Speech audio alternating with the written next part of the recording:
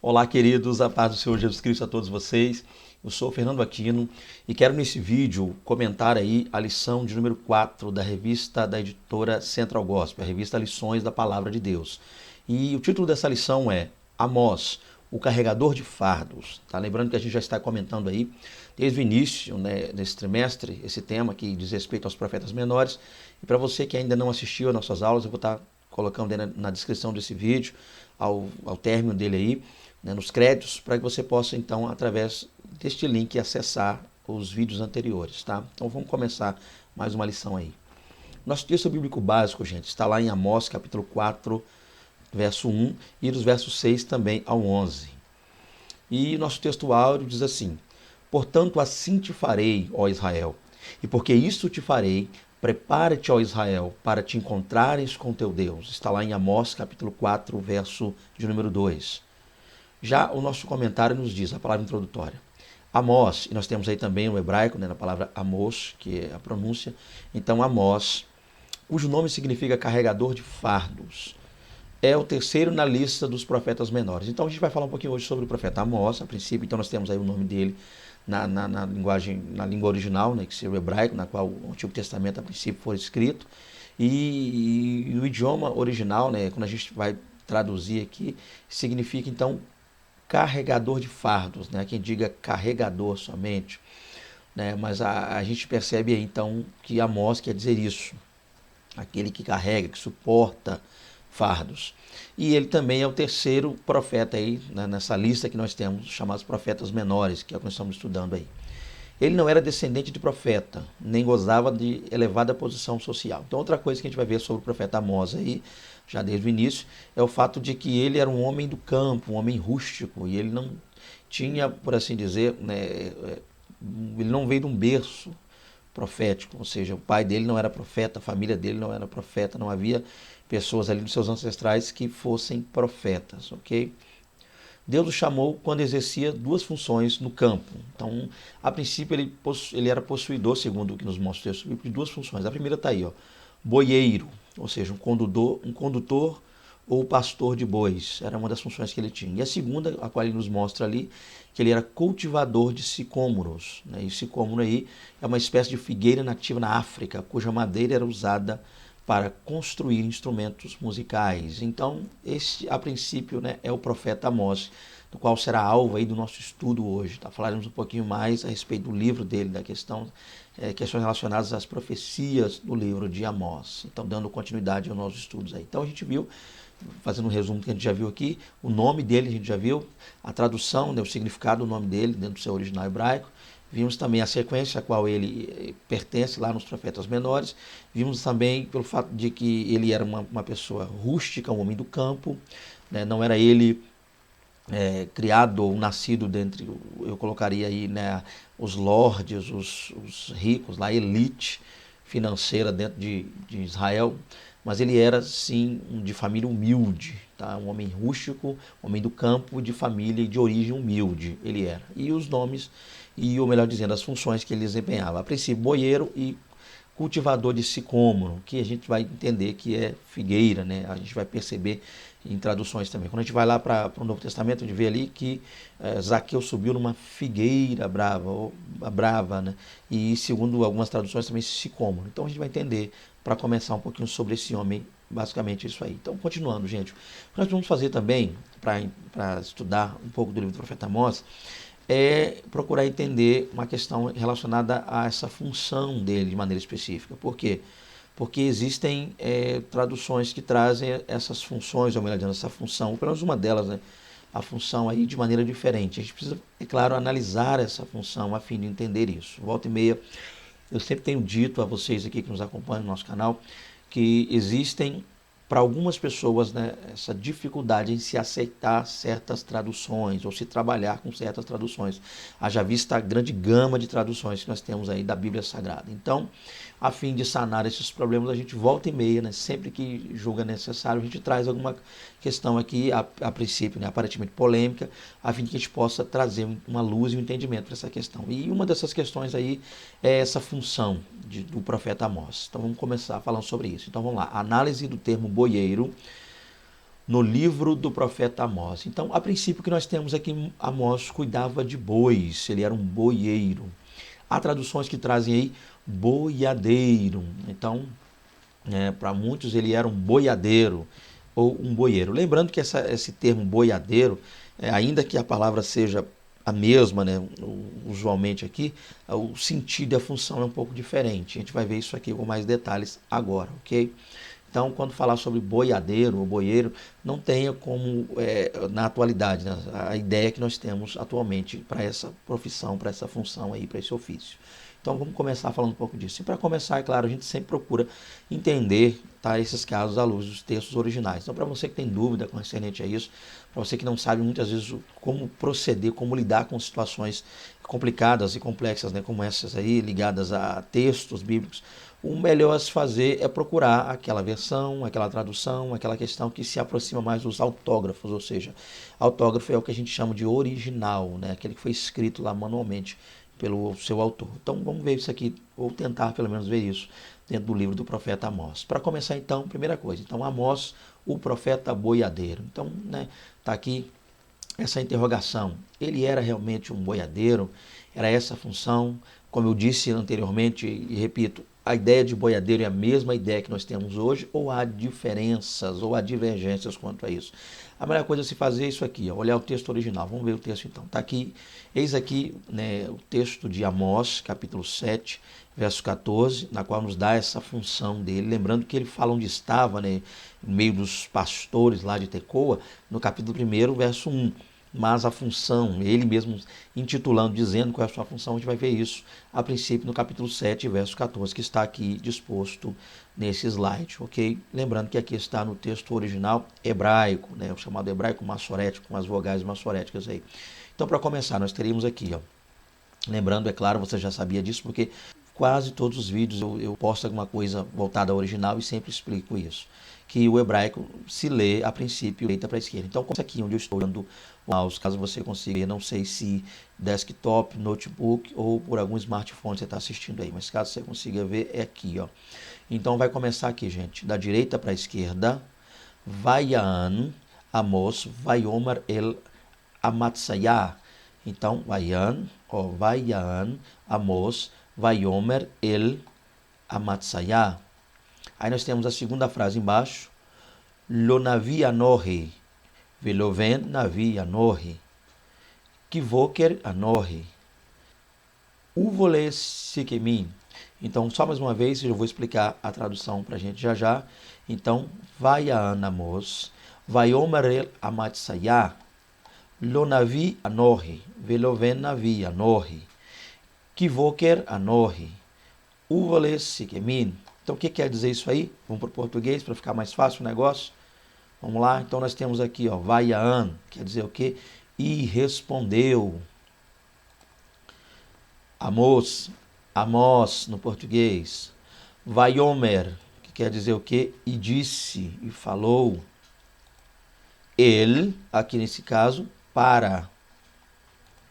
Amatsayah, que quer dizer Amazias. E respondeu Amós e disse para Amazias.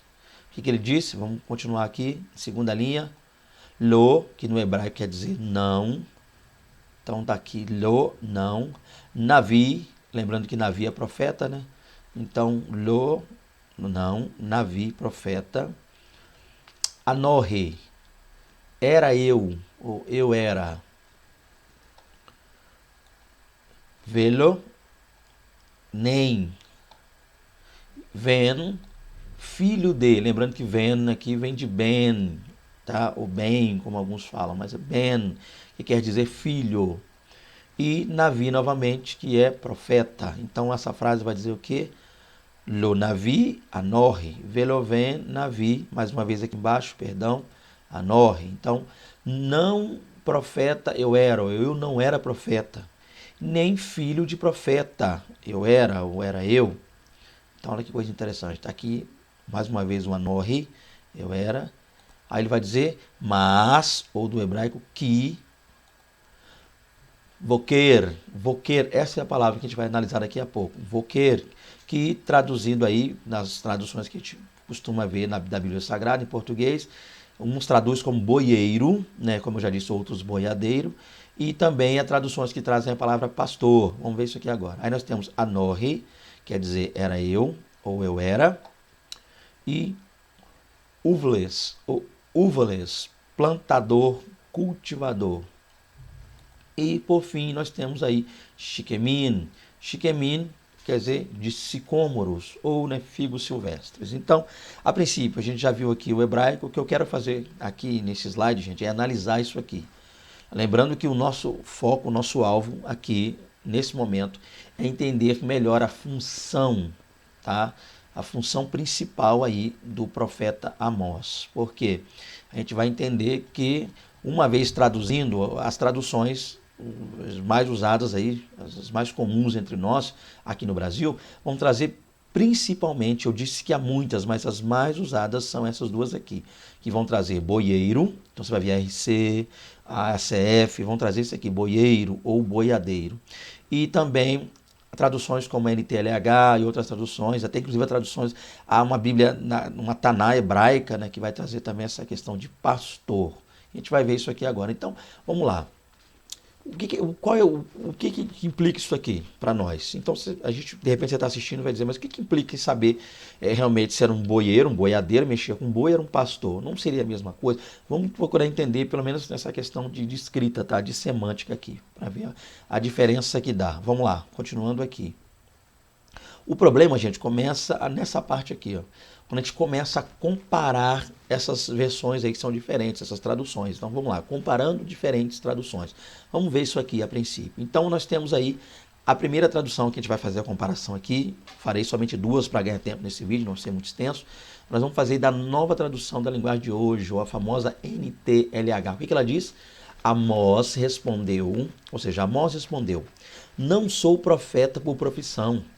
Não ganho a vida profetizando, sou pastor de ovelhas e também cuido de figueiras. Então, a NTLH, como algumas outras traduções, a princípio não trazem aí, tá, o nome de Amazias nesse versículo, e Amós respondeu a Amazias. Eles ocultam o nome de Amazias, e além de ocultar o nome de Amazias, ao invés de estar boieiro ou boiadeiro, ou da ideia de gado, boi, o que aparece aí na tradução é que Amós era um pastor de ovelhas, tá? Então seria isso aqui, ó. Segundo a NTLH e outras traduções muito comuns aí em nosso meio, o profeta Amós mexia com ovelhas, ele era pastor de ovelhas, ok? Vamos fazer essa comparação agora em outra tradução aí, para você poder até te auxiliar na sua aula aí, você professor, superintendente que vai estar também lecionando essa aula aí na sua igreja. Vamos continuar aqui. Vamos para uma outra versão então aqui. Então vamos para Almeida Revista e Corrigida. Essa é uma das mais utilizadas no meio pentecostal. Hoje, né, com a chegada de outras Bíblias como a NVI, a King James, a gente vê muitas pessoas migrando aí da ARC para essas Bíblias que eu citei aqui, né, NVI, King James, inclusive muitos jovens estudando hoje, adentrando o mundo da teologia, mas a gente percebe, pelo menos eu como pregador do evangelho, eu prego aí em diversas igrejas, sempre que se pede para ler, a maioria das pessoas que está na igreja está usando essa versão aí, tá? ARC, as mais antigas. Então ela vai dizer o seguinte: e respondeu Amós e disse a Amazias: eu não era profeta, nem filho de profeta, mas boieiro e cultivador de sicômoros. Olha aí, gente, que coisa interessante. Então, segundo a ARC, Amós, então, era boieiro, então ele mexia lá com bois. Então a pergunta é: ele mexia com ovelhas? Segundo a NTLH, ela está certa, ou ele mexia com bois, segundo a RC e outras também do gênero. Lembrando que existem Bíblias que puxam para cada um desses lados que eu citei aqui dentro desses slides, estou citando aqui para vocês. Fica a dúvida, fica a incógnita, fica a pergunta: qual era o ofício dele? Pastor de ovelhas ou o homem que cuidava de boi, um boieiro, um boiadeiro, como muitos falam hoje? Vamos ver isso aqui, tá? A princípio. Vamos entender. Nós temos aí uma resposta para esse dilema aí. Vamos lá.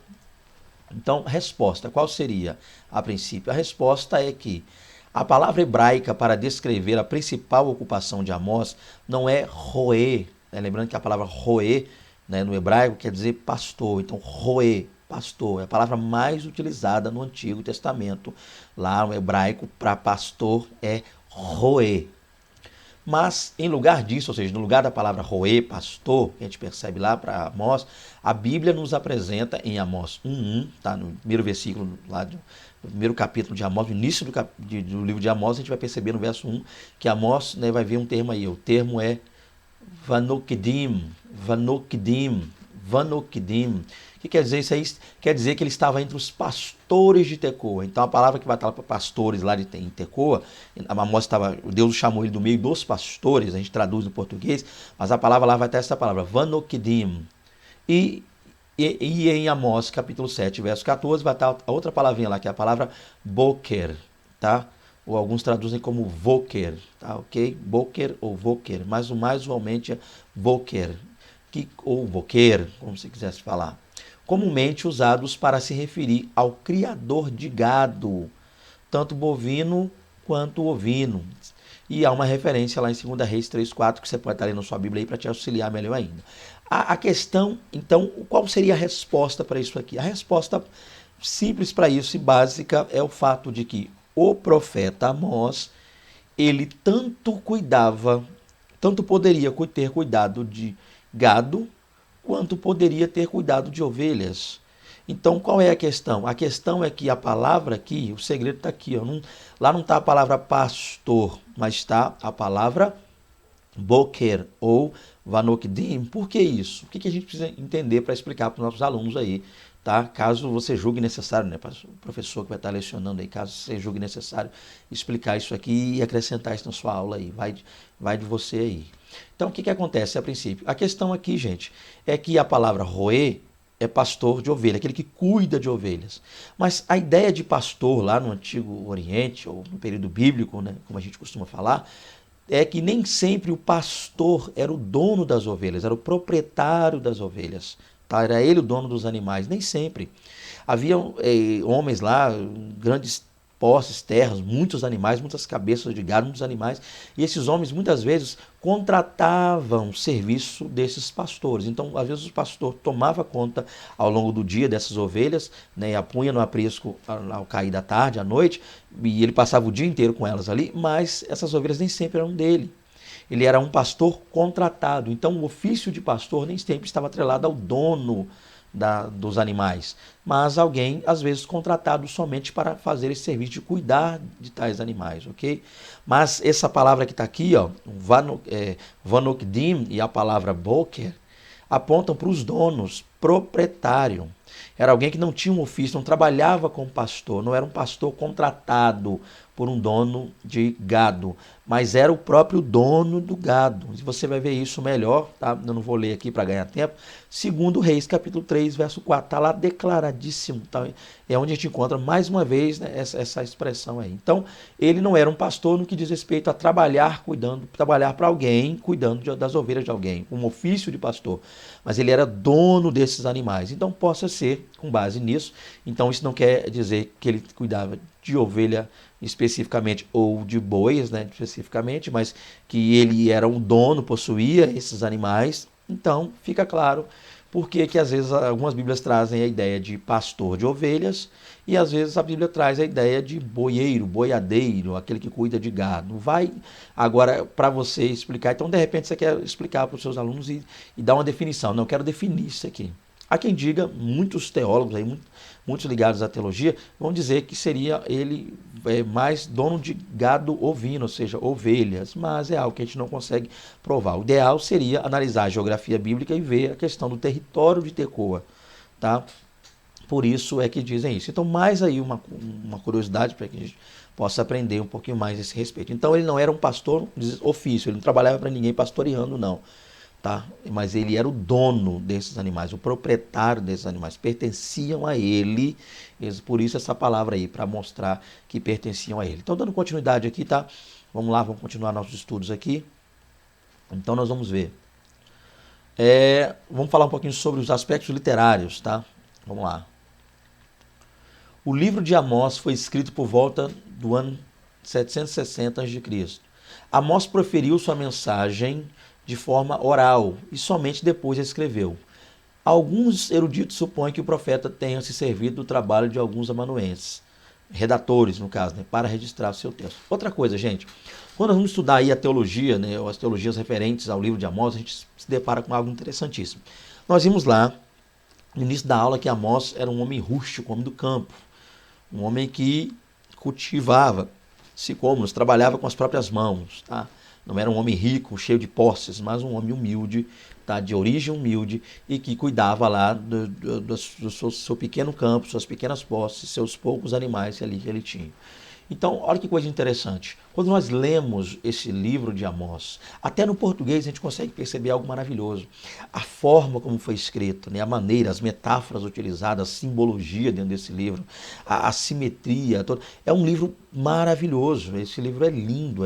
Assim, dá-nos a entender que quem escreveu tinha um conhecimento enorme.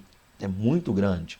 E por causa disso, alguns estudiosos da língua hebraica acabam muitas vezes não acreditando que o próprio Amós é quem teria escrito esse livro. Tá? Alguns não duvidam que a profecia tenha vindo da parte de Deus para ele, que Deus tenha realmente falado com esse profeta e usado esse profeta para falar com Israel. Há quem não duvide disso. E uns poucos duvidam, mas a maioria crê sim que Amós tenha profetizado, que Deus realmente o tenha levantado. Tá, para mostrar o contraste lá que havia em Israel, mas na hora de escrever, na hora de redigir tudo isso aí, né, na hora de preparar esse documento, não teria sido ele, porque alguns creem que um homem rústico, um homem do campo, não teria tanto conhecimento tão vasto da língua hebraica, de simbologia, de poesia, de questões tão vernaculares, tão lindas, por assim dizer, para escrever isso. Então alguns vão entender que ele, na hora de escrever, não foi ele quem escreveu. Então ele se valeu de um redator, de um amanuense. Como seria isso então? Ele teria contratado uma espécie de escriba da época, né?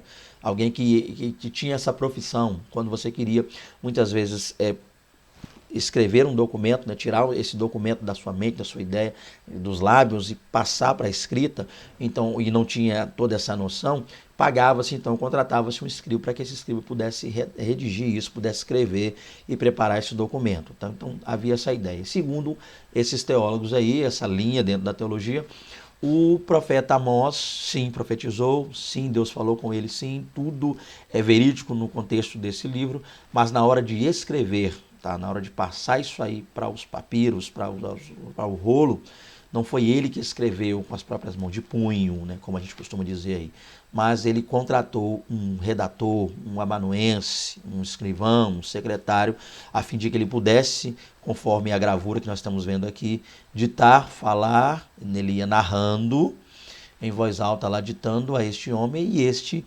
escriba, esse redator, tá, esse amanuense, ele ia simplesmente escrevendo isso, detalhando isso e lançando ao papel. É a visão que alguns têm, tá, com relação a isso aí.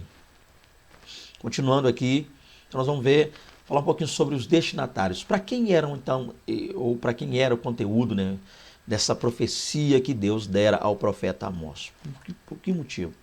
Vamos analisar então. A profecia é dirigida às nações corrompidas. Então, a princípio, Deus vai lá, sua glória, a Tecoa, lembrando que Tecoa é no sul, olha que coisa tremenda.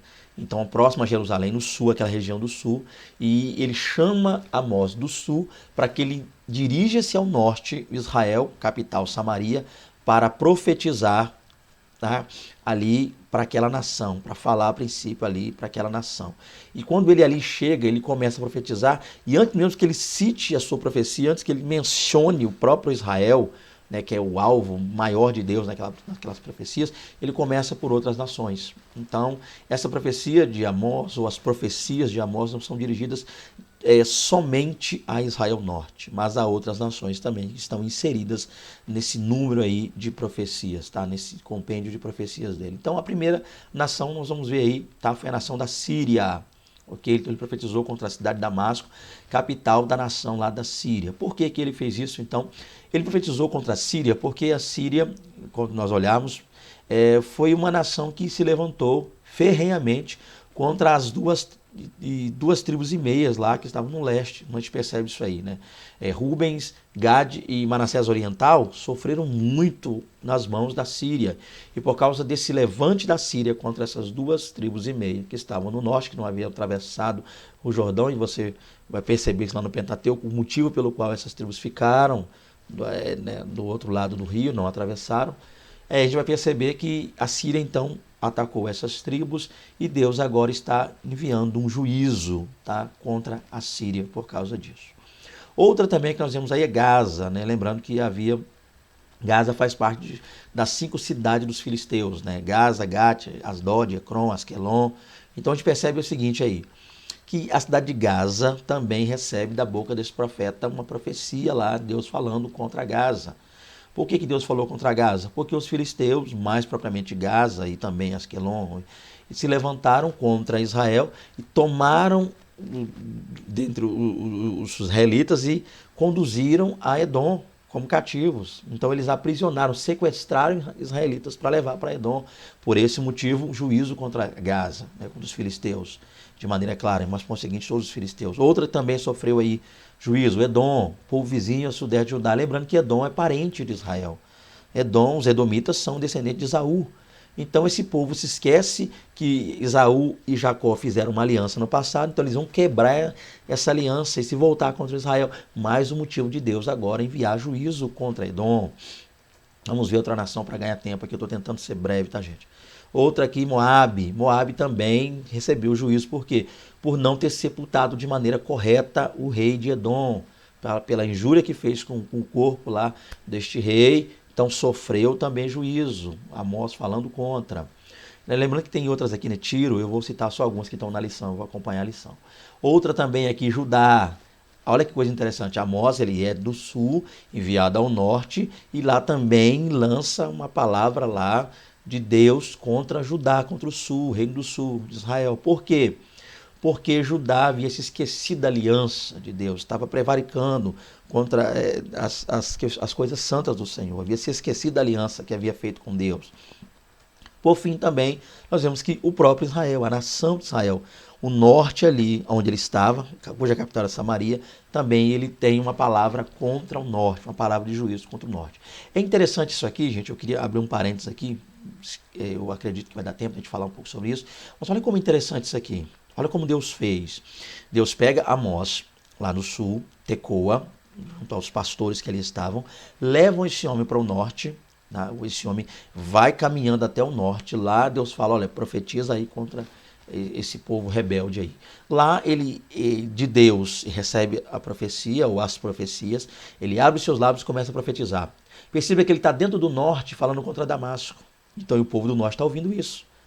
Ele abre os seus lábios lá perante o povo e começa a profetizar. Ele profetiza no norte de Israel, em Samaria, capital, falando contra Damasco. Aí Samaria se alegrou. O homem saiu de lá do sul para vir aqui falar contra o nosso inimigo. Que maravilha! Isso é uma bênção. Aí ele lança contra Gaza. Aí o povo dá mais glória a Deus ainda, na visão deles lá. Ah, maravilha! Contra Tiro, contra Edom, contra Moabe, contra Amon também, que não está aqui na lista, mas também fala de Amon. Aí, por fim, ele fala contra Judá. Nessa hora, o povo de Israel está dizendo, que maravilha. Olha para você ver como nós estamos bem. O homem arrancado lá do sul para vir aqui ao norte, para vir aqui até nós, ao centro, Samaria. Aqui o homem abre a boca da parte de Deus e começa a lançar a palavra para essas nações aí. Realmente, esse homem está cheio de Deus na vida. Esse Amós é um profeta mesmo, esse camarada é Deus na vida dele purinho. Que ele está realmente profetizando que essas nações pecadoras, falhas, erradas, esse povo aí todo zumbado, mas nós aqui também. Era a visão que o norte tinha lá, que Samaria tinha. Nós estamos maravilhosamente bem. Tanto é que ele veio aqui para proferir vitória para nós e derrota para eles. Quer ver? Daqui a pouco vai sair dos lábios dele aí só vitória para nós. Olha como ele falou de Damasco, olha o que ele disse de Gaza, olha o que ele falou de Edom, olha o que ele falou de Moab, o que ele falou de Amon, o que ele falou de Tiro. Olha o que ele falou. Agora está falando de Judá, gente. Você vê lá Judá. E a gente sabe que lendo a Bíblia Sagrada, a gente vai perceber que entre os reis do norte e os reis do sul eram sempre mais piedosos que os do norte. Havia sempre mais aproximação para com Deus do sul, lá, né, ou seja, Judá, do que com o norte, Israel. Mas nesse caso foi em especial. Eu creio, tá? Apesar de não estar dessa forma, mas eu creio, é uma crença minha, lendo a Bíblia, que quando ele falou do sul, Judá, o povo do norte falou, pronto, agora é só maravilha. Mas aí ele abre os lábios e começa a profetizar contra o próprio norte. Gente, tenta imaginar isso aqui. Se de repente você para conversar com uma pessoa, é só um exemplo, tá? Você para conversar com alguém e nessa conversa que você está falando com essa pessoa, você começa de repente a apontar os erros de outras pessoas. Olha, fulano é isso, fulano é aquilo, e quem está te ouvindo, de repente está pior do que quem você está falando. Só que essa pessoa não vai admitir que está errado, ele vai falar, realmente você está certo. Eu nunca confiei em fulano. Então você começa a falar dos outros para essa pessoa. É só um exemplo, tá, gente? Para a gente poder ser didático aqui. É o que estava acontecendo lá com Israel. Então, exemplo, você está aqui falando, aí você fala, rapaz, fulano está assim. Aí a pessoa que está errada, mas não admite, vai dizer, é isso aí, concordo. E tem o dito, assina embaixo. E ciclano, pior, e pior, e pior. E ele mesmo nada. Então ele nunca vai reconhecer. Aí já pensou que você imagina, no meio da conversa você cita essas coisas que as outras nações, outras pessoas fizeram disso e vira para essa pessoa e fala, mas você, de todos os que eu disse aqui, você está sendo o pior. É isso aqui que estava acontecendo lá em Israel Norte, no caso lá em Samaria, quando Amós foi chamado para dizer isso.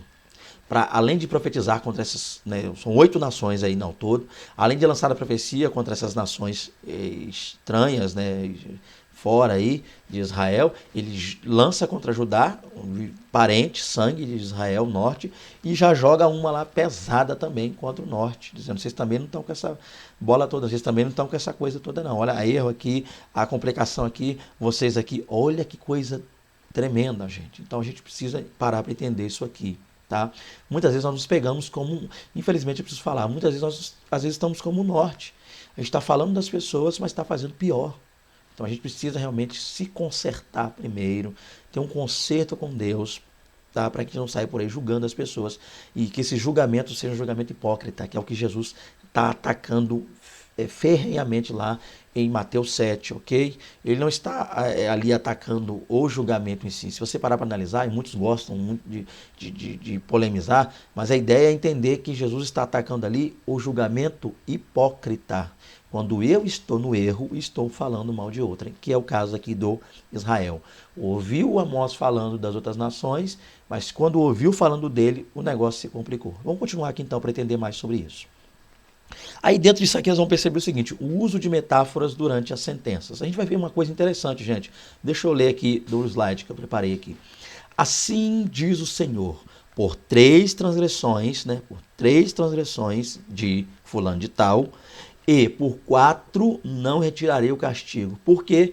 Porque fez isso, isso e isso. Sempre que ele ia dar a sentença a uma dessas nações que a gente está vendo aqui descrito, né, lembrando que são 8, então nem todos estão aqui, e eu quero seguir a revista, mas lembrando que quando ele ia trazer da parte de Deus a sentença para essas nações, ele dizia isso, sempre dizia isso. Perceba lá, né, a gente tem uns versos aí, verso 3 ele fala isso, verso 6 ele fala isso, né, verso 11 ele fala isso, capítulo 2, verso 1, sempre diz isso. Assim diz o Senhor.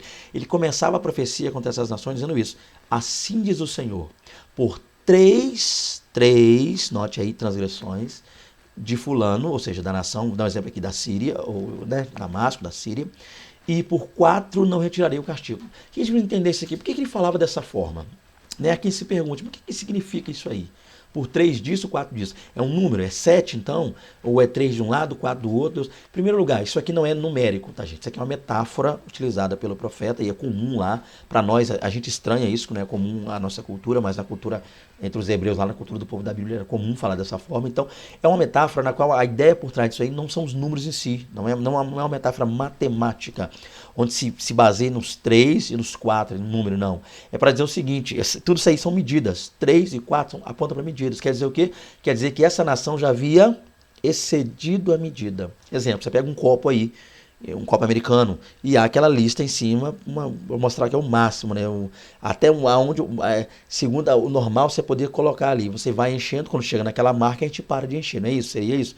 Enche o copo, mas não quer dizer que põe até entornar, transbordar, quer dizer que põe até uma certa medida que o copo tem na borda. Mas a ideia é que essas nações, o pecado dessas nações havia atravessado aquela borda e já estava entornando. Já havia transbordado. Essa é a ideia. Quer dizer que essas nações aqui ultrapassaram o limite. Então, por isso é que o profeta falava assim, assim diz o Senhor, por 3 transgressões de fulano e por 4 não vou retirar o castigo. Então, isso que é, tá? Então, não pense você que é 3, 4, a matemática, 3 e 4, 7, ou 3 menos 4, ou 4 menos 3, ou 3 dividido por 4. Não é isso.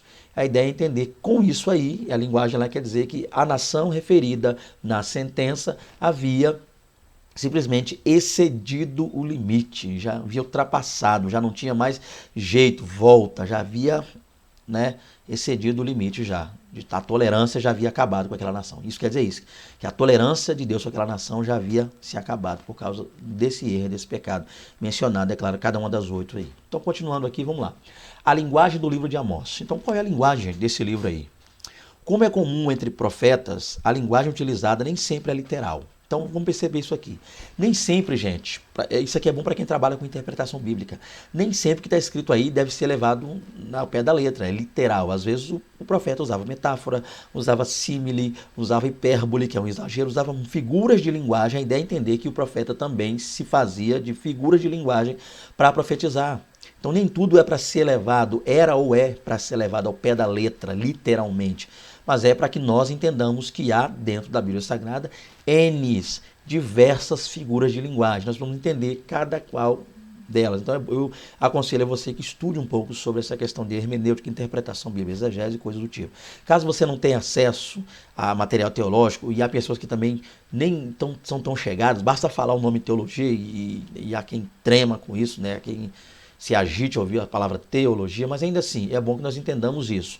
Gostando as pessoas ou não de teologia, de estudar ou não. Nem todas as profecias são assim, o que diz nela é literal. A figura de linguagem, tá? A mensagem da profecia é literal. Vai acontecer, Deus falou, mas a maneira como é falada, a forma, os elementos inseridos, às vezes, numa profecia, é para mostrar uma metáfora, uma alegoria, tá? Coisa do tipo, ok? Vamos continuar. Então lembra do próprio Cristo?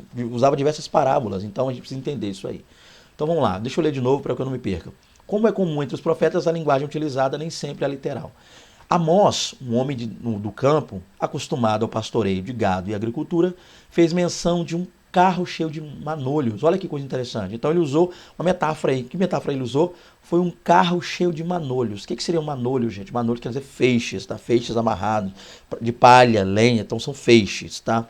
A gente faz aquele feixe, amarra, ou tanto lenha, madeira, como palha e outras coisas mais. Então são feixes. Então um carro carregado de feixe. Ao mesmo tempo ele usou também um bramido de um leão. Olha que coisa linda. Amós 3:8. Ele também usou uma ovelha, o termo ali, né, uma metáfora ligada a uma ovelha sendo mutilada, dilacerada, destruída, né, na boca de um leão. Ele usou também aí as vacas de Bazã. Amós 4, isso aqui dá o que falar. Oh, glória a Deus, as vacas de Bazã, dá o que falar.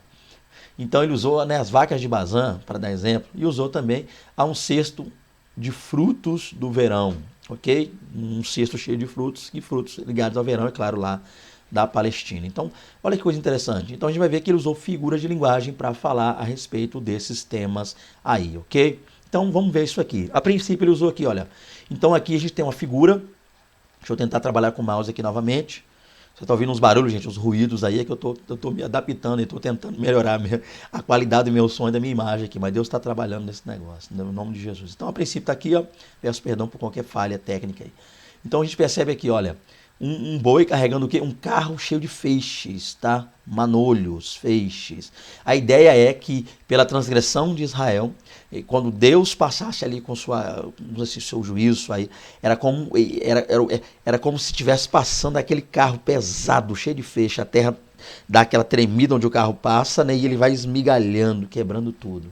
Era Deus passando lá por Israel. É o exemplo desse carro aqui, cheio de feixe em cima, pesado. Outro exemplo está aqui, ó, o leão bramindo, né, mostrando aí, né, o momento de Deus vir contra a nação de Israel, Israel Norte, pelos seus pecados, por suas falhas, por suas agressões, né, por humilhar, por oprimir o pobre. Então o leão era o leão pronto já a bramir, né, a bradar forte.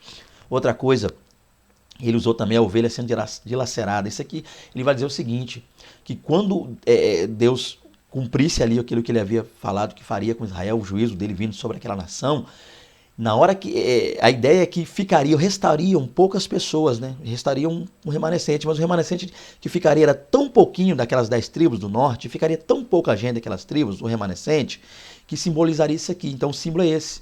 Imagina um leão que atacou uma ovelha, ele já abocanhou, já está dilacerando, arrancando pedaços, o sangue já está saindo, pata sendo tirada, e quando o pastor chega para salvar a ovelha dele, quando ele chega, metade da ovelha praticamente já está na boca do leão, só sobra uns pedacinhos de carne. Então era como se o pastor viesse, a ideia por trás disso, que Deus quer passar isso, o pastor da ovelha vem para tentar tirar a ovelha da boca do leão, ele puxando, ele tentando arrancar, tirar a ovelha do leão, e o leão já abocanhou muita carne, e sobra poucas partes nas mãos desse pastor. É o que Deus está dizendo.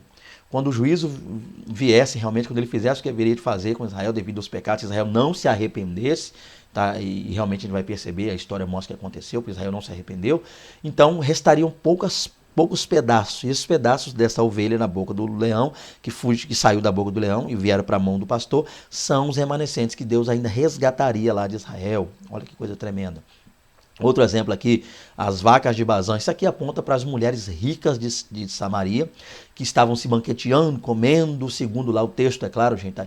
engordando, grandes, enormes, né, gigantescas lá, por assim dizer, né, já não... Por quê? Se fartando, comendo, se embebedando, bebendo muito vinho, comida, iguarias sem fim, mas tudo isso extraído do suor do pobre, do oprimido, do fraco, do necessitado, daquela pessoa que estava ali sofrendo, perecendo. Então, essas mulheres vendo seus maridos arrancando lá, os ricos arrancando dos pobres, e elas se banqueteando, fazendo festa, desperdiçando comida e bebida, enquanto lá os pobres sofrendo. Então era as vacas de Bazã, ele deu esse exemplo aí. Por fim, um cesto de frutos, está lá em Amós 8:1. Um cesto com frutos do verão. Por quê? Dando a ideia de que já havia chegado a estação. Que estação? A estação do cativeiro. Israel já estava pronta para ir para o cativeiro. Deus já havia dado muitas chances, já havia falado de diversas maneiras, já havia muita coisa que tinha sido feita, mas Israel não ouviu a Deus e por fim agora pronto. Estava aí, já havia chegado. Então mostrando e apontando para que Israel já estava pronto para quê? Pronto a ir ao cativeiro. E que é realmente o que nós vamos ver na Bíblia que aconteceu, tá? Então olha aí, gente, nem sempre a linguagem do profeta é uma linguagem literal, ok? Vamos lá. A mensagem do livro. A mensagem de Amós. Semelhante à dos demais profetas, né? Semelhante à mensagem dos outros profetas, tanto de Judá quanto de Israel, ou seja, inclui a denúncia dos erros, um chamado ao arrependimento e uma promessa de juízo, caso os seus ouvintes não se convertessem de seus maus caminhos. Então, a mensagem de Amós, embora ele fosse, eu diria, um profeta até diferente dos demais, dos usuais, né, por não ter passado ele pela escola de profetas, coisas assim. Se der tempo eu vou falar um pouquinho sobre isso lá no finalzinho. Peço que você que está assistindo aí, fique até o final, que eu tenho um pouquinho para falar sobre isso aí, uma questão bem interessante. Então a ideia é entender o que, gente? É que a mensagem dele era semelhante aos demais profetas. Não só no conteúdo, mas na linha, na ideia. Ele, assim como os demais, ele vem denunciando o erro, o pecado. Tá? E junto à denúncia, ele chamou o arrependimento, como os profetas, realmente um profeta de Deus deveria fazer. E por fim, caso não houvesse arrependimento, lançou uma promessa de juízo, se os ouvintes não se convertessem. Então, gente, olha que coisa interessante.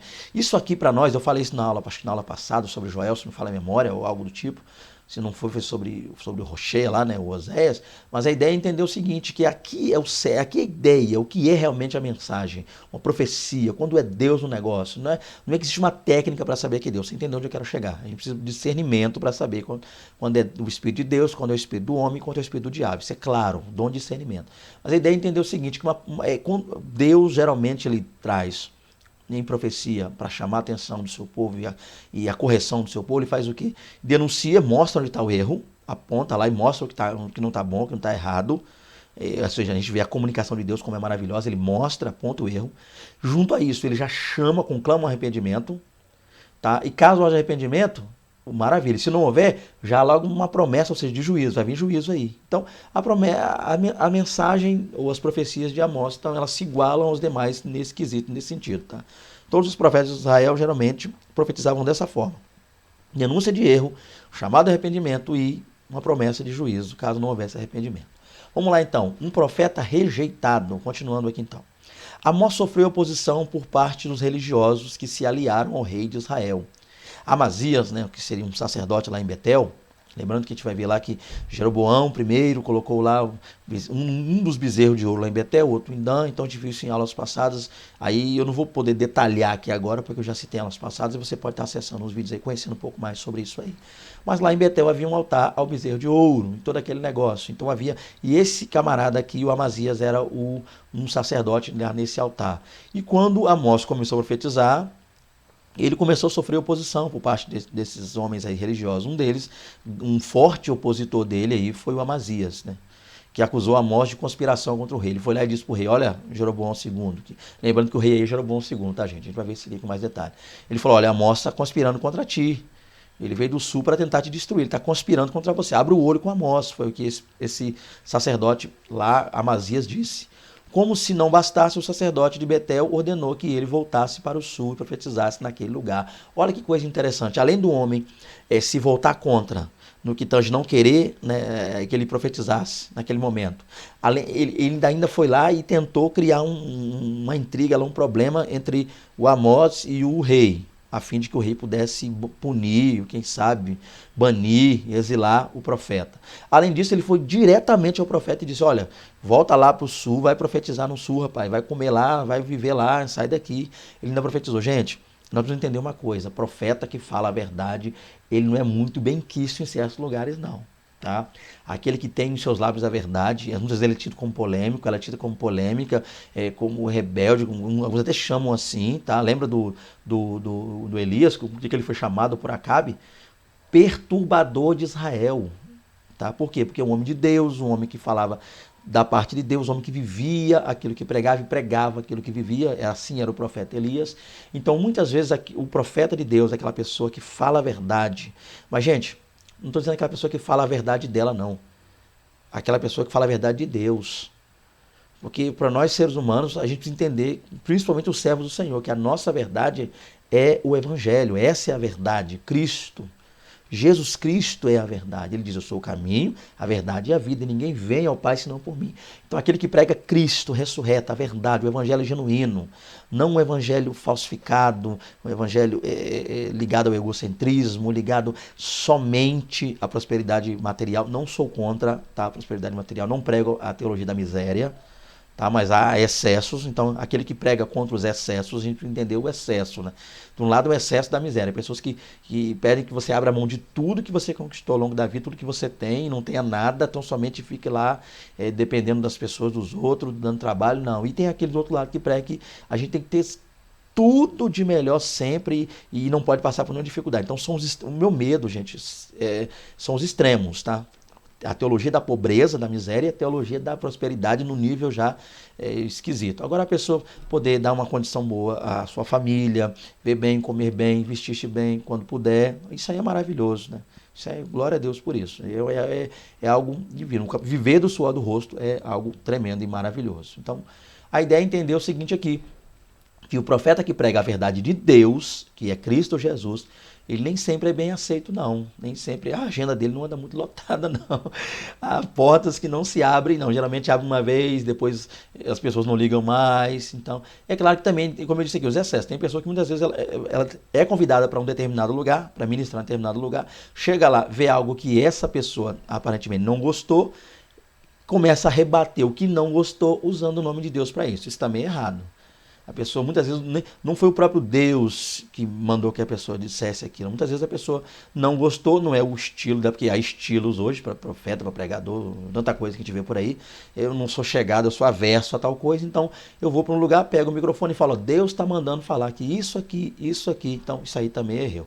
Mas no caso aqui, gente, para não estender, como eu disse que não seria uma aula muito extensa para ganhar tempo aí, eu estou trabalhando com internet geralmente a gente tem que ser bem prático e objetivo, direto, mas a ideia é entender isso aqui, que nem sempre o profeta que fala da parte de Deus a verdade, ele é bem quisto, não. Foi o caso de Amós. Amós, de repente, enquanto eu estou gravando esse vídeo aqui, ou melhor dizendo, quando ele estiver passando aí, né, se assistindo, porque, de repente vai ter um Amós assistindo esse vídeo aí, tá sofrendo, tá? Mas continua firme, Amós, continua com Deus aí, de repente uma Amós também, uma mulher de Deus aí, continua firme no propósito, firme com o Senhor, pregando a verdade de Deus, a verdade do Evangelho, não as suas convicções, tá? Ou se as suas convicções baterem com o Evangelho, melhor ainda, mas não tira abole da sua vida, extirpa da sua vida os achismos e Bíblia para dar certo em nome de Jesus. Continuando aqui então, vamos lá. Segundo tópico, o ambiente nacional. Como estava então Israel no ambiente nacional, Israel Norte? Os sacerdotes e os profetas tendiam a fazer o jogo de poder por temerem sofrer alguma retaliação por parte dos monarcas, que pusesse em risco o seu sustento. Está lá, né? A mensagem de Amós, embora dirigida aos dois reinos, concentrava-se mais no reino do norte. Então, vamos ver isso aqui com mais clareza. Então, os sacerdotes lá, a gente vai ver o exemplo de Amazias, tá? Qual é a tendência deles? Esse povo, a tendência deles era volta e meia fazer o quê? É sempre puxar a sardinha para o lado dos reis, dos monarcas. Profetizar para os reis, profetizar bem para os reis. Uma ideia lá, alguma coisa que era contrária, até aversa à vontade de Deus. Mas se era o rei fulano que estava estipulando, dizendo, ordenando, falando, aquilo deveria ser cumprido, e o profeta vinha para endossar essa palavra que o rei havia dito, tá? Por quê? Com medo de perder o status, a posição. Então, gente, isso aqui é interessantíssimo. E eu creio que vai dar pano para manga aí na sua EBD. Tá? Eu não vou entrar muito, só vou lançar aqui um pouco, mas a gente percebe, isso aqui é muito atual, gente. Há pessoas que se dizem profetas de Deus, com a mensagem vinda de Deus, mas a profecia é de acordo com o terreno que a pessoa está, com o ambiente que a pessoa está. Tá? Quando ela está num ambiente glamouroso, um lugar grande, com pessoas, quem sabe, empresários no meio de pessoas ali, as profecias geralmente costumam ser de barra de ouro para cima. É só coisa boa. Eis que assim, eis que te dou, eis que te darei, colocarei, acrescentarei, enviarei, eis esse tipo. Aí quando muitas vezes vem em congregações pequenas, né, poucas pessoas, geralmente vigílias, tá? E vigílias então que o negócio bate pesado. É só pancadaria. Tá? É só palavra de repreensão. Deus vai bater, abater, destruir, desfazer, vai arruinar. Então, olha que coisa terrível é esse negócio. A gente precisa analisar Jeremias 1, gente. Deus deu palavra para Jeremias, tanto palavra para construir quanto para arruinar, para destruir. Palavra. Então o profeta ele precisa falar não de acordo com o ambiente, mas de acordo com a mensagem que Deus deu para aquele ambiente. Ele deve ser fiel à mensagem que Deus entregou a ele. Tá? Não importando as consequências. Tá? Se foi realmente da parte de Deus, ele pode ficar tranquilo, que ainda assim, glória a Deus, o há de guardar. O que Deus falou para Jeremias? Não tema diante deles, porque eu, Senhor, sou contigo para te livrar. Então Deus é conosco, Deus é contigo, Amós, Deus é contigo, profeta, Deus é contigo, profetiza. Se for realmente da parte de Deus, cuidado com emoções, cuidado com às vezes você ouviu alguma coisa de alguém e achou e quer. Não, se for da parte de Deus, vai dar certo, é Deus purinho. Esse era o caso lá dos profetas naquele período. Os profetas ouviam isso então e falavam bem perto do rei. Né? Era algo para um monarca, para um grande lá, para um lorde, para um rei, para um rico lá, para um grande, o negócio era diferente. Tá? Então, por quê? Porque isso eles tinham medo de perder a regalia deles lá. A mensagem de Amós, embora dirigida aos dois reinos, concentrava-se mais no reino do norte. Então, voltando aqui à mensagem de Amós. Embora Amós falasse, embora ele tivesse mensagens para ambos os reinos, a norte e o sul, a mensagem dele concentrou-se mais no norte. Por isso, Deus, então, o enviara do sul a profetizar no norte. Esse é o ponto aqui. 2.1. Progresso de Israel. O primeiro monarca do reino dividido, né, ou seja, a tribo do norte, foi Jeroboão I. Após sua morte, fundou-se uma dinastia de reis com o mesmo nome. Por esse motivo, nos dias de Amós, o rei do norte era também chamado de Jeroboão. Nos dias de Jeroboão II, a nação vivia dias de tranquilidade em relação aos povos vizinhos. O país gozava de dias de prosperidade. Deixa eu explicar a primeira parte para entrar na segunda. A primeira parte aqui é o que, gente? O primeiro rei, quando o reino se dividiu, foi Jeroboão. A gente sabe, Jeroboão I. Lembrando lá, após o reinado de Salomão, Roboão começa a governar. Roboão seguindo um conselho lá dos seus jovens amigos e pesando os tributos ainda mais que seu pai Salomão havia posto. Ele pesou ainda mais quando o povo queria que tirasse. E ele não afrouxou e apertou ainda mais. Isso causou a divisão das tribos. Com isso, então, as 10 tribos do norte se desligaram de Benjamim e de Judá, no sul, e colocaram Jeroboão primeiro para ser rei lá no Israel Norte, ficando as 10 tribos. E Deus proibiu Roboão de ir lá com seus homens atacar o norte. Ele pediu para que ele ficasse quietinho no lugar dele, porque ele havia realmente errado. Com isso, então, criou-se uma dinastia. E alguns passaram a adotar esse mesmo nome, esse título, Jeroboão. De um nome passa a ser um título, como a gente vê muitas vezes. Então, ou seja, não só ele, Jeroboão, primeiro lá, o primeiro rei do Israel Norte, também usou esse título. Também Jeroboão II, tá? O primeiro nome dele era esse mesmo, Jeroboão, mas o segundo usou Jeroboão II, tá? Imitando lá o nome do primeiro também, que era inclusive o rei no período de Amós, era o Jeroboão II lá no norte, ok? Então nos dias dele lá, nesses dias aí, nos dias de Amós, no dia que Amós foi ao norte, como é que estava a situação lá? O povo estava vivendo bem, estava tranquilo. Em que sentido? O povo, a prosperidade, dinheiro, as pessoas estavam rasgando dinheiro naquela. Por quê? Porque a Assíria, lá em cima, a Assíria lutou contra a Síria. É difícil falar esses dois nomes, porque a Assíria e a Síria, às vezes até embola. Mas a Assíria venceu a Síria, tirou a hegemonia dela daquele território. Então, as nações que estavam debaixo do pescoço, lá debaixo, melhor dizendo, debaixo do pé, com o pescoço, debaixo do pé da Síria, puderam afrouxar e ficar à vontade para crescer e alargar seus territórios. Esse foi o caso de Israel Norte.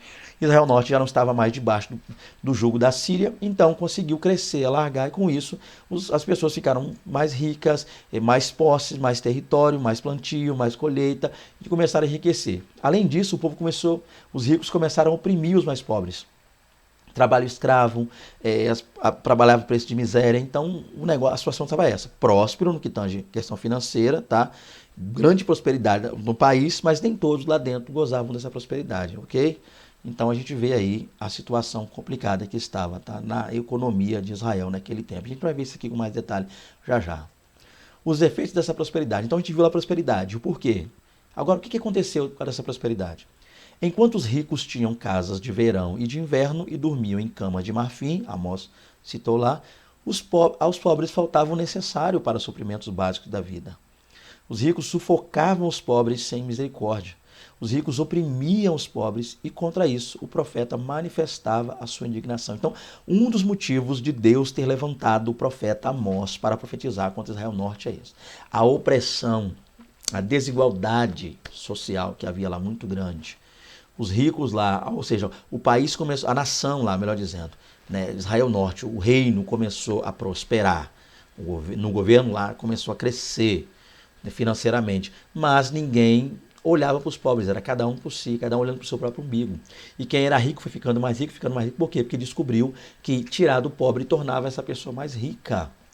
Então começaram a oprimir e muito os pobres e a enriquecer muito, e sufocando a fome terrível, pessoas morrendo ali por causa dessa fome, inanição terrível. Então nessa hora Deus do sul levanta esse homem, esse boieiro, ou esse pastor de ovelha, como você viu lá atrás, se você quiser falar, esse homem rústico, esse homem do campo, esse homem cheio de Deus na vida, esse homem caminha da sua vida humilde e simples, ele deixa temporariamente aquilo ali e vai para lá profetizar. Olha que coisa interessante. Já chega lá irado, indignado. Já chega lá quente. Oh, glória a Deus. A condição espiritual.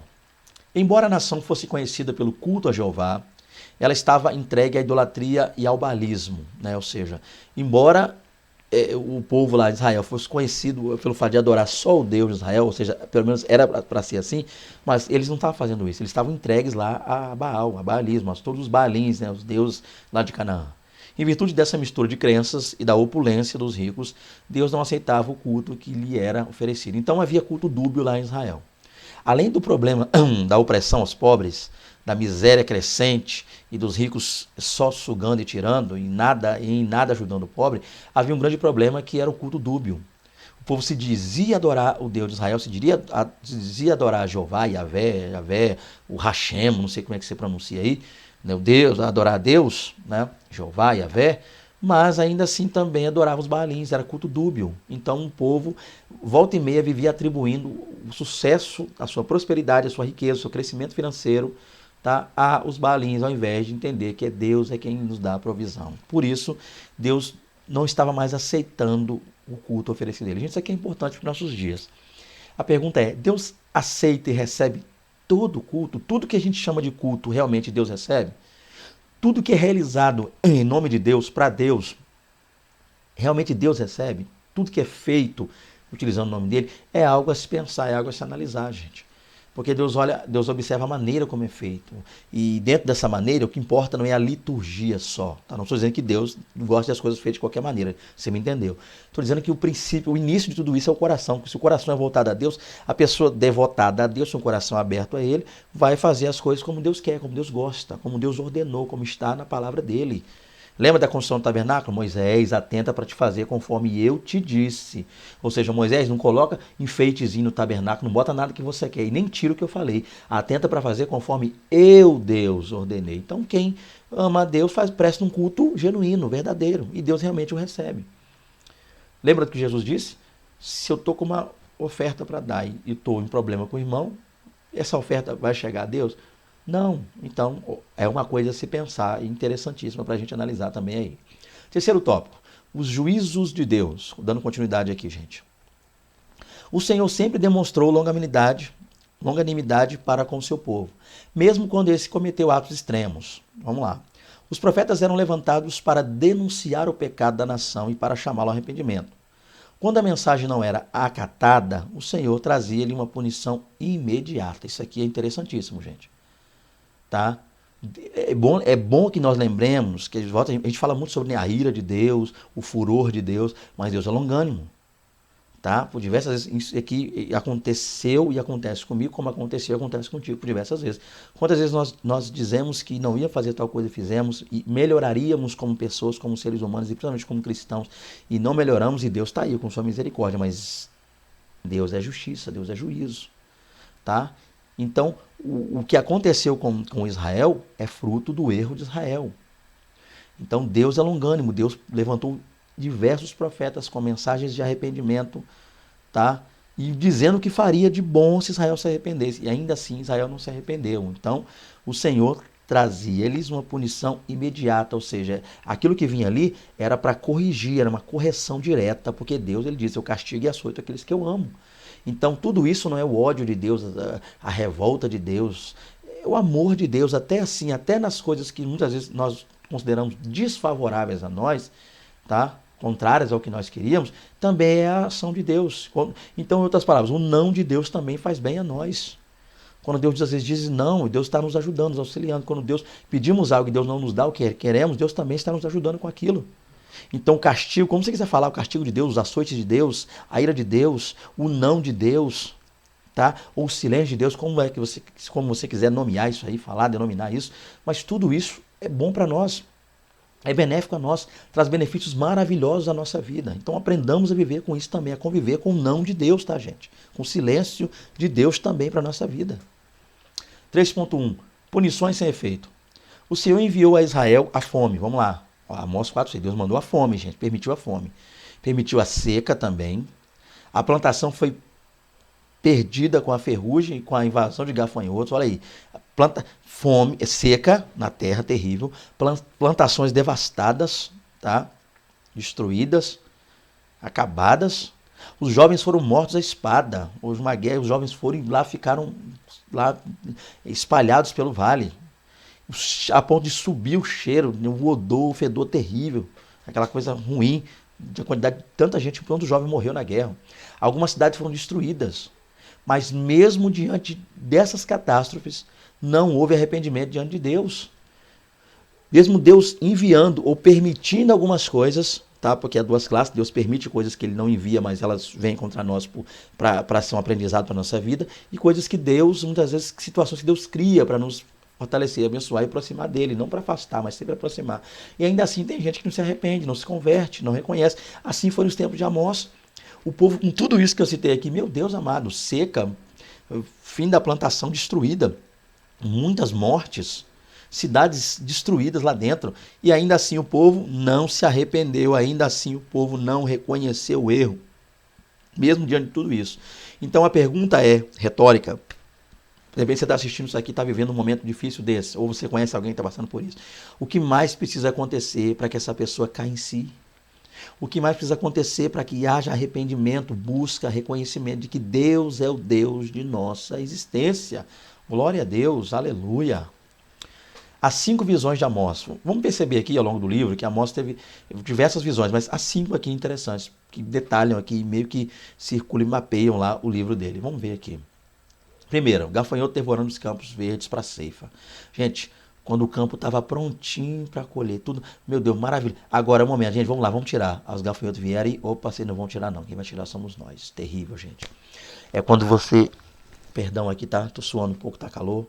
é quando você está lutando, correu atrás, fez, mas sem direção de Deus, sem pensar, muitas vezes não é fiel a Deus, tá? E você sabe em que área que eu estou dizendo, o vídeo aqui não é sobre dízimo e oferta não, mas muitas vezes não é fiel a Deus, não reconhece que Deus é maravilhoso, aí corre atrás, faz, perde noite de sono, trabalha, deposita, faz, inteira, compra, vende, negocia, faz, e daqui a pouco, quando você fala, agora é hora de eu gozar dos meus privilégios, de uma hora para outra, o gafanhoto levou embora. Gente, isso é terrível demais.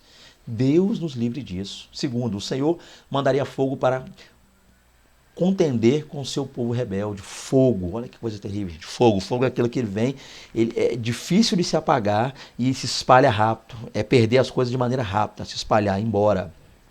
Outro, o Senhor medindo a cidade com um prumo. Gente, isso aqui é maravilhoso. É Deus medindo a cidade torta, e Deus dizendo, olha, estou aqui para endireitar. Gente, que maravilha. Que nós possamos endireitar nossas veredas. Olha que coisa maravilhosa. No muro da cidade, ó, aquela visão tremenda. Lá de cima, mas vê aquele prumo descendo. Isso é muito forte, Jesus. Isso é maravilhoso. Deus quer nos endireitar, gente. Tá? Aí você vai cantar, vi um homenzinho torto, morava numa casa torta, mas a vida torta, mas Jesus veio, então aí é essa. Jesus não quer nada torto, não, gente. Ele quer mudar, ele quer endireitar, ele quer trabalhar em nossa vida, nos fortalecer. Os frutos de verão apodrecidos por dentro. Ó, é o Israel pronto. Quem via aquela coisa linda por fora, aquela casca, aqueles frutas cítricas, tinha muita fruta cítrica no verão lá, aquela coisa mais linda, mas por dentro podre. Assim estava Israel. E nós não podemos estar dessa maneira, temos que estar lindos por fora e mais lindos ainda por dentro, da glória de Deus, cheios do poder de Deus, dar um bom testemunho, sermos as mesmas pessoas, em oculto, secreto, quanto também público, em qualquer lugar que estejamos. 5. O Senhor sobre o altar, dando-lhe ordem para quebrar os capitéis, as colunas do templo idólatra, a fim de que o edifício caísse sobre o povo. Gente, isso aqui é tremendo. Estava prestes a vir a destruição, tá, o cativeiro sobre o norte, né? Lá Samaria, as 10 tribos. Por onde ia começar? O primeiro lugar que Deus é no altar. As bases do altar sendo destruídas, o altar ruindo, e a partir do altar o resto. Para nós, principalmente para nós, servos de Deus, numa classezinha chamada aí obreiros. E agora eu estou falei tudo aqui, eu falei para mim também, eu tomo posse. Não tem como eu vir aqui querer ensinar alguém se eu não viver o que eu estou falando aqui. Mas eu tomo uma posse agora mesmo disso aqui, nós obreiros. O altar deve estar sempre sem mácula, sem mancha. Nós precisamos vigiar com o nosso casamento, obreiros. O nosso relacionamento aí com as pessoas aí fora, nosso trabalho, nosso dia a dia, nosso convívio. Nós que pregamos, como é o meu caso, estou aí há 5 anos, basicamente, eu creio, né, desde que não tenho mais, não, vamos dizer assim, desde que, né, minha carteira não foi mais assinada e esse negócio todo, então eu abri mão de tudo isso para poder viver aí para a obra de Deus, fazendo a obra de Deus, itinerância. Então, gente, esse aí que tem que vigiar mais. Por isso, Deus tem honrado, abençoado, eu tenho tido algumas precauções, sair sempre com a minha família, acompanhado da minha família, sempre onde eu vou, coisa que tem que vigiar, porque nós, gente, precisamos estar atentos, tá? Quando o assunto, principalmente nós, obreiros, quer locais, quer itinerantes, tá? Precisamos vigiar demais nosso casamento, compromisso, vigiar com o dinheiro das pessoas, tem que estar atento com tudo, tá? Porque do altar é que o negócio começou, foi lá no altar que o negócio começou, então... Olha a complicação isso aí. Vamos ficar atento com isso, gente. Continuando aqui, para fechar. A invasão assíria. Em 740 a.C., o exército assírio invadiu o reino do norte, levando cativas 2,5 tribos, a saber, os Rubenitas, Gaditas e a meia tribo de Manassés. Por isso lá é que o primeiro juízo lá dele vem sobre o povo da Síria. Várias cidades da Galiléia foram atacadas e os seus moradores levados cativos. Além disso, o reino do norte foi invadido novamente pela Síria, né? Novamente lá em 722, quando Salmanaser morre e Sargão II entra e leva o povo cativo às 10 tribos. Então a gente percebe o quê? A Síria foi a primeira a receber o juízo da profecia, a primeira profecia vindo dos lábios do profeta Amós, tá? Pela essa destruição que ela fez, por invadir aí o norte e começar do outro lado do Jordão, pelas essas 2,5 tribos aí, Rubenitas, Gaditas e meia tribo de Manassés. Quarto tópico, Amós e o Novo Testamento. Embora os olhos do Senhor estejam voltados para a igreja, seu relacionamento com Israel não se extinguiu. Isso aqui é claro, gente. há estudos, a gente vai perceber isso aqui dentro da área escatológica, que nos mostra que Deus ainda tem algo com Israel. É claro que isso não é um assunto para essa parte do vídeo, porque eu já falei muito, eu não sei nem quanto tempo eu já falei aqui, mas a gente entende isso. Tá? Há todo um trabalho de Deus ainda para fazer com a nação de Israel. Para Deus não há tempo, ou seja, o passado e o futuro são para ele a mesma coisa.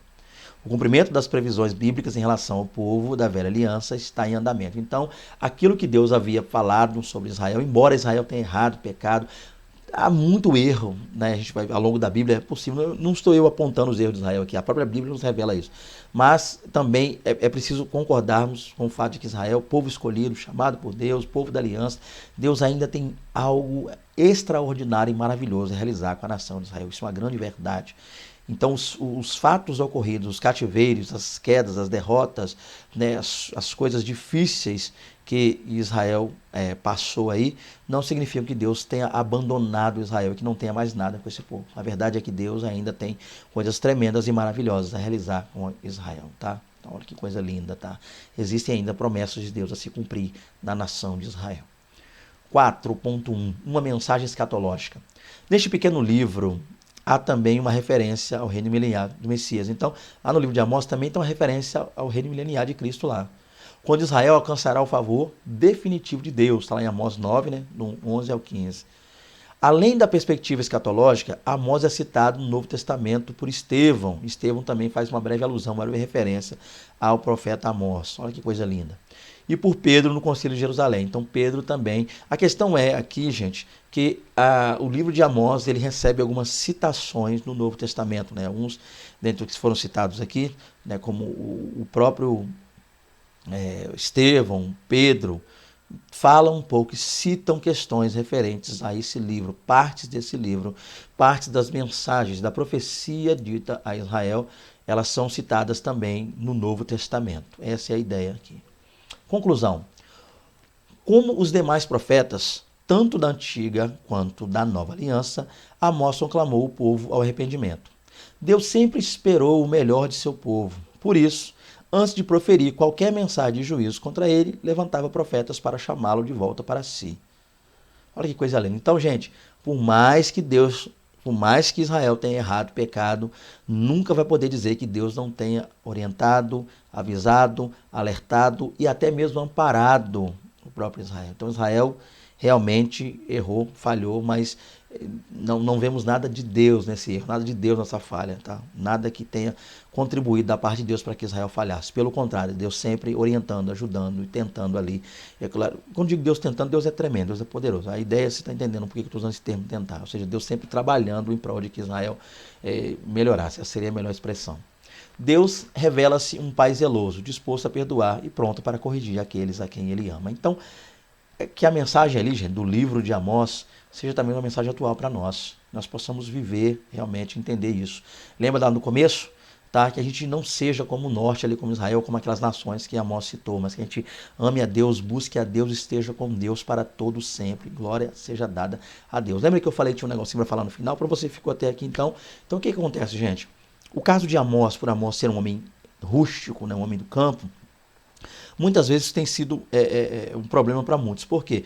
Porque alguns não sabem lidar com isso. Há quem, se baseando na vida de Amós, ou no personagem Amós, diga que o verdadeiro profeta não é aquele profeta, aquela pessoa que tem dinheiro, aquela pessoa que viveu em berço de ouro, viveu bem, nasceu com pais ricos, de repente tem um bom salário, de repente é empresário. Essa pessoa não pode ser um profeta, porque um verdadeiro profeta é humilde no que tange vida financeira, é alguém que não tem dinheiro, alguém que viveu uma vida parca, uma vida complicada, não uma vida abastada. Isso faz dessa pessoa, né? Isso certifica essa pessoa como profeta. O fato da vida simples, tá? Uma vida humilde. Gente, para começar, isso não é uma verdade, isso é inverdade. Há exemplos aí como o próprio Sofonias, o próprio Isaías, gente, homens que não estavam lá no meio do povão. Então Deus, a ideia é que Deus levanta quem quer, quando quer, de onde quer. Ele é Deus. Então a gente não pode simplesmente botar aí uma espécie de criar um parâmetro aí, uma norma e dizer que é uma norma, que Deus só usa quem não tem uma vida financeira abastada, quem não está... Não, isso não é uma norma. Deus usa quem quer, quando quer. Outra coisa, então não é a questão financeira que vai ditar se é profeta ou não. Outra coisa, essa questão de Amós ter do campo rústico e não ter, vamos dizer assim, estudado na escola de profetas. Ele não estudou lá na escola de profetas, entre os profetas. E alguns, por causa disso, vão dizer que não é necessário estudar Bíblia, estudar teologia, conhecer mais, tá? Se graduar em alguma área para poder ser profeta, ou seja, para poder entender mais da palavra de Deus. Não, simplesmente Deus fala e acabou e pronto. Vamos entender uma coisa, gente. Outro exemplo parecido aqui. Amós, um homem rústico, mas também há outros profetas, como o próprio o próprio Isaías, como os outros profetas. Então, a grande verdade é que Deus não olha essas questões, não leva em conta essas questões. Tá? Deus escolheu alguém porque não sabe ler. Eu escolhi fulano porque esse aí não sabe ler. Eu escolhi aquele porque esse estudou pouco. Eu escolhi aquele porque esse é doutor. A ideia básica é Deus escolhe quem quer, porque Deus sim conhece os propósitos. Então, para você que tem oportunidade de estudar, conhecer um pouco mais, estude, tá? Se gradue. O problema é que às vezes as pessoas vão para o seminário e voltam cá entre nós, terríveis. Tem pessoas que vão para lá e aí o problema é que a culpa não cai mais na pessoa. A pessoa é tida como um crente abençoado, uma pessoa de oração, aí vai para um seminário teológico e volta aí já cai no descrédito. O problema é que muitas vezes as pessoas não colocam mais a culpa nessa pessoa, porque ela parou de orar, porque ela não tem mais fé em Deus, porque ela virou desleixada. Não, põe a culpa no seminário, dizendo que o seminário é quem instrui a pessoa, quem orienta a pessoa a ser assim. É claro que existem também, não estou dizentando, existem seminários liberais. Então você, servo de Deus, piedoso, piedosa, cheio de Deus, mulher de Deus, homem de Deus, que ama o Senhor, fuja, se possível, se preciso for, de seminários liberais. Se o seu compromisso é com Deus, com a Bíblia, e ser obreiro e auxiliar e trabalhar na casa de Deus, faça seminários conservadores, seminários aí ligados à área fundamentalista, à área bíblica. Então, o problema é que a gente não pode botar a culpa no seminário, como se fizesse uma lavagem cerebral na pessoa. Muitas vezes é a pessoa que se torna egocêntrico, a pessoa vai para lá e volta desmerecendo as pessoas. Então, o erro não está só nas instituições, muitas vezes nas pessoas, tá? Isso eu queria falar aí. Então, quero agradecer a vocês, mais um vídeo aí. Tá? Que Deus em Cristo abençoe a todos vocês. Um prazer estar com vocês aqui novamente. Se alguma coisa aí não ficou boa, peço perdão a vocês. A gente está aqui trabalhando sempre para melhorar. Caso você queira nos auxiliar, nos orientar, escreva nos comentários, tá? Que a gente possa estar crescendo ainda mais o canal. Peço perdão muitas vezes pela questão ruído, som, barulho, a qualidade muitas vezes não está aquela coisa boa. Às vezes eu estou gravando aqui, quando você vai assistir, às vezes fica agarrando, me afadando um chamado lag. É porque eu não tenho, gente, equipamento de qualidade. Estou tentando aí, a quem esteja tentando até me ajudar.